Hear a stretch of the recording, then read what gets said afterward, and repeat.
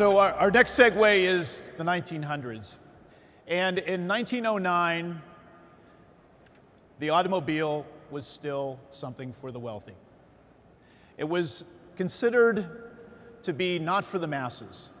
And as a presidential candidate, President Taft was counseled by his associates that he should not be seen at all in an automobile. It would seem that he would be from the upper class and he wanted to connect more with people. But he in fact said, "I'm sorry, but I think you're wrong. I think that the automobile is going to change everything. And in fact, it is going to change everything for everybody in the United States. It's going to reshape our country," and it did.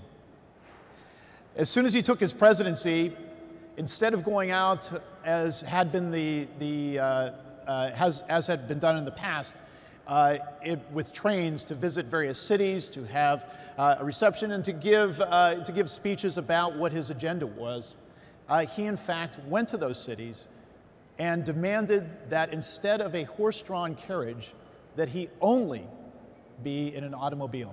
Now, some of the towns that he went to had to scurry. They didn't have a car for a president.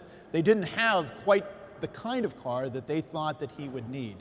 So they worked very hard to pull all this off, and he went on one of the largest effective road trips, going by train from city to city and going entirely across the country and back. And in each town he visited, he was in an automobile. And that changed America's view of the automobile forever. And the key, of course, is people. Again, one of our major points this morning, it's people that drives literally the history of the automobile.